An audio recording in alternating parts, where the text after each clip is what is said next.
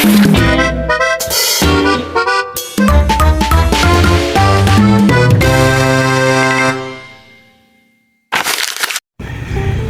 mga kapit, yun for today's video meron naman tayong dumating na order.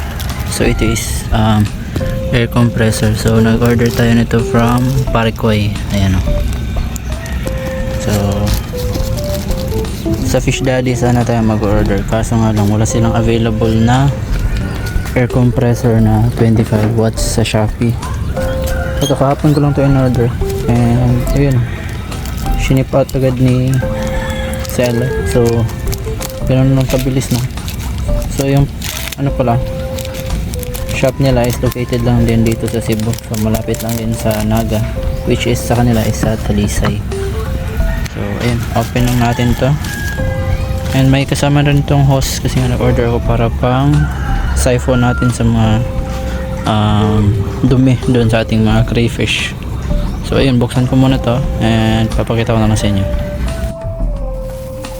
Ayun nga no, na-unbox na natin tong air compressor natin na 25 watts. Ayan siya.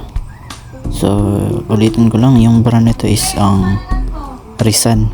So maganda tong brand na to guys, malakas siya and hindi siya gano'ng kaingay tulad ng ibang air compressor. Tsaka tipid din siya sa kuryente kahit paantarin mo siya ng 24 hours. So ayun, kung gusto nyo mag-upgrade ng inyong mga air compressor, mas maganda or recommended ko tong Risan na brand. So ayun, satupak na natin to lahat at para ma-check natin kung gaano kalakas.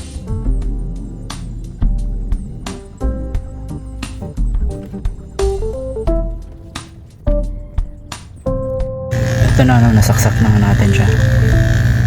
Ayan, dito lang natin nilagay ulit and ito pa rin yung hose na ginamit natin para di na tayo right ways. Pwede natin i-freebies pag nabenta natin itong ating 18 watts. So i-out na natin yan kasi nga di tayo pwedeng gumamit ng maraming pump dito sa ngayon kasi nga wala tayong sariling kuryente. So para hindi na rin mabigat sa monthly. So yan, medyo maingay pa siya. Medyo maingay siya kaysa sa 18, pero hindi naman ganun kaingay talaga na sobrang nakakaano sa tenga. Ayun, tingnan natin sa labas if may nagbago ba. So ito yung mga basura or free na ano. So tatapon na lang din natin to mamaya na yun.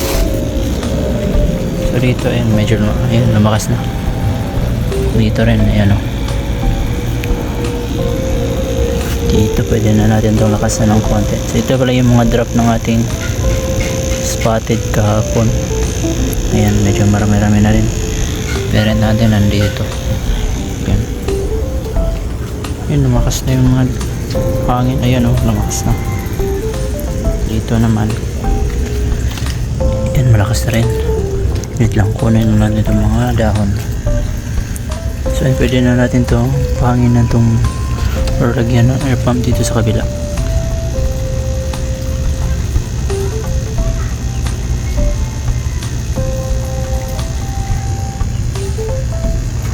So yun nga no, ayan na, may hangin na.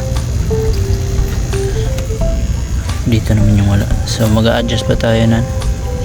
Yung lalakasan pa natin to dito para pwede siyang ma-split into dalawa. So ayan, dyan tayo mag-adjust. Dito naman, ayun, lumakas na. Dito wala pa to kasi nga enough ko tayo kasi nga walang laman to. Nag water change ako pero umulan kasi kaya ayan, medyo malabo yung tubig. Mag-adjust pa tayo niyan mamaya.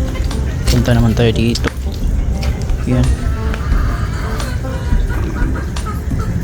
okay na yung hangin dito sa ating crayfish. Yan, lakas na guys. Kita nyo naman yan, sobrang lakas. So yung una pala natin is 18 and itong bago natin is 25. Ayan. So yun yan. Mga gusto mag-upgrade, piliin nyo yung magandang brand para talagang quality. Yan. And update pala dun sa ating binid or bidding na isda. Nakuha na ng highest bidder. So kanina kinuha na nila dito. So yun lang muna sa update sa ngayon, no? And see you in the next video. Yun lang. Bye bye.